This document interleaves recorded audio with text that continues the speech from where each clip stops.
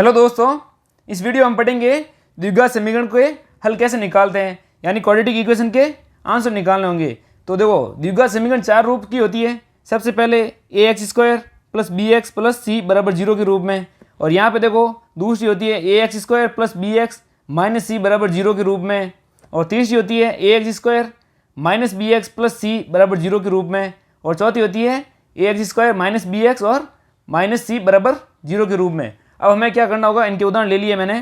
तो देखो, सबसे पहले हमें b का साइन देखना होगा। तो b का साइन देखो, ट्रिक के लिए हमें क्या करना होगा, b का साइन अगर हमारे पास पॉजिटिव है तो क्या करना होगा, b और c दोनों के साइन चेंज करने होंगे। और अगर b का मान नेगेटिव है, b का साइन जो नेगेटिव होगा तो हमें सिर्फ b का चिन्ह ही चेंज करना होगा। तो अब हम करेंगे, देखो पहला क्वेश्चन, तो इसमें क्या है, देखो x² प्लस 7x प्लस 10 बराबर 0। यहाँ पे देखो b है 7, इसके आगे प्लस का चिन्ह है, तो यानी जो x का मान है और जो अचर पद है इन दोनों के चिन्ह चेंज होंगे। यानी देखो ये b है और ये c है, अचर पद होता है c और जो x का गुणांक होता है वो b होता है। तो अब हमें क्या करना होगा, दोनों के जो आंसर दोनों आएंगे तो उनके चिन्ह चेंज करने होंगे। तो देखो ये प्लस का है तो ये हो जाएगा माइनस का, ये प्लस का है ये भी हो जाएगा माइनस का। अब हमें 10 के ऐसे टुकड़े करने हैं जिससे, देखो यहाँ पे 10 के ऐसे दो फैक्टर करने हैं जो जोड़ने पर वापस 7 आए। अगर यहाँ माइनस होता तो हमें घटाने पर जो फैक्टर मिलते हैं उनको, जो बीच वाला ये आंसर है ये आना चाहिए था।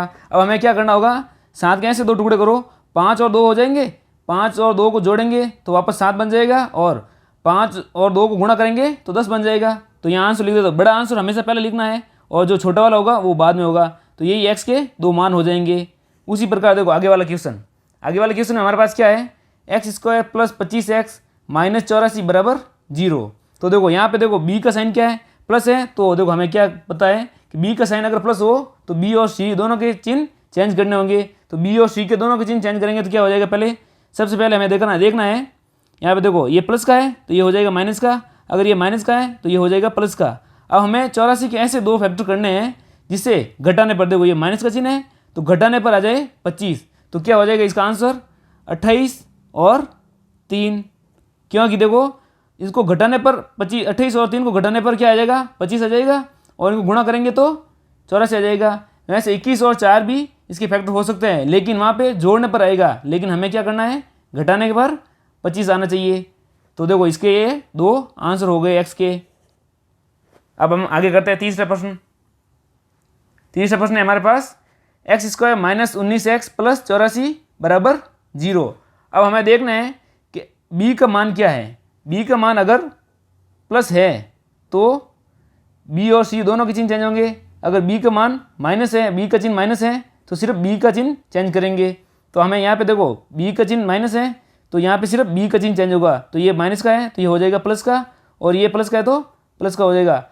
अब हमें 84 के ऐसे दो फैक्टर करने हैं जिससे देखो जोड़ने पर 19 आ जाए, क्योंकि यहाँ प्लस है तो जोड़ने पर 19 आने चाहिए। तो देखो 12 और 7, हमेशा जो बड़े वाला फैक्टर होगा वो पहले लिखना है और जो छोटा वाला फैक्टर है वो बाद में लिखना है। ये दोनों x के मान हो जाएंगे। अब हमें चौथा आंसर देखते हैं। चौथा का x² माइनस 3x माइनस 88 बराबर 0।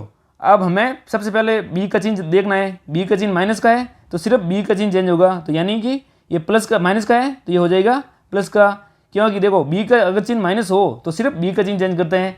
अगर b का मान प्लस हो तो b और c दोनों के चिन्ह चेंज करते हैं। अगर यहाँ पे माइनस है तो यहाँ माइनस ही आएगा।